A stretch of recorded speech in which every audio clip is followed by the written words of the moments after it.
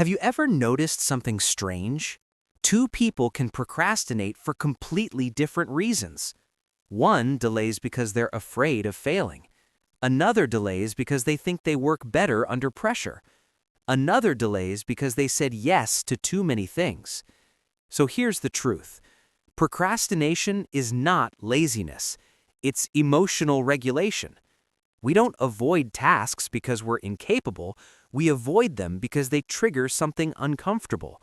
Fear, self-doubt, overwhelm, pressure. And the moment we avoid it, we feel relief. That relief trains the brain to procrastinate again. But here's the part most people don't realize. Some procrastinators actually look productive. And one of the 6 types I'm about to describe is often praised for their behavior, even though it's secretly self-sabotage. So pay attention.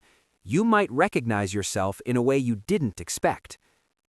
Imagine 6 people with the same deadline, same task, same week, but completely different reactions. The perfectionist says, "I can't start unless I know it'll be perfect." The dreamer says, "This is going to be amazing." The worrier says, "What if I choose the wrong approach?"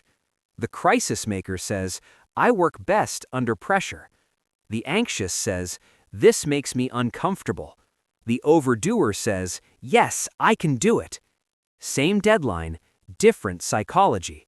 And if you use the wrong strategy for your type, you'll stay stuck. Let's start with the one that looks the most successful on the outside, the perfectionist. If you're the perfectionist, you're not lazy. You're afraid it won't be perfect. Your standards aren't high, they're impossible. You don't start because it might not be amazing, or you revise it endlessly. Research shows perfectionism is strongly linked to procrastination because perfectionists focus on outcomes instead of process. Here's your shift. Stop aiming for perfect. Aim for done. Set realistic goals before you start. Break tasks into small pieces and celebrate completing each one. Set a time limit. When the timer ends, you move on. And try something radical. Make a small mistake on purpose. Notice what happens. Progress builds confidence. Perfection builds paralysis. Now let's talk about the dreamer. The dreamer loves big ideas. You have vision, creativity, ambition, but execution feels heavy. Your problem isn't ambition, it's vagueness.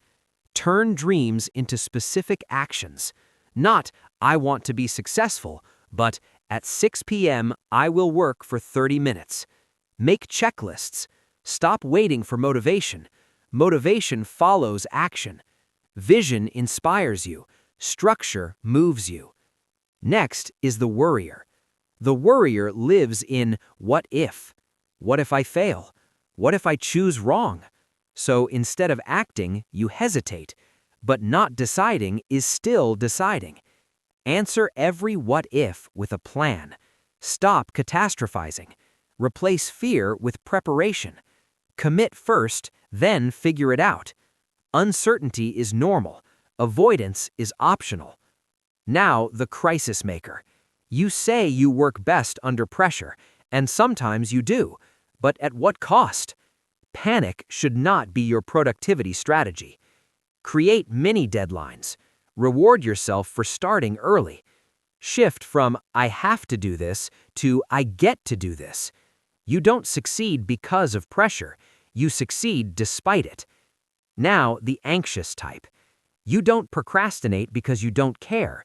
You procrastinate because you're scared. Avoidance gives temporary relief, but it strengthens anxiety. Start small. 5 minutes. 1 sentence. 1 tiny action. Confidence doesn't come before action. It comes from repeated small wins. And finally, the overdoer. You say yes to everything. You're reliable, responsible, exhausted. When everything feels important, nothing gets finished. Choose your top priorities. Learn to say no. Rest without guilt.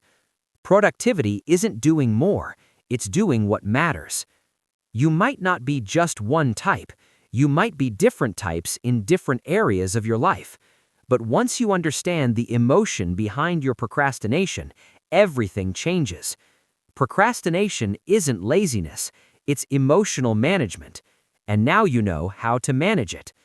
If this resonated with you, reflect on your type.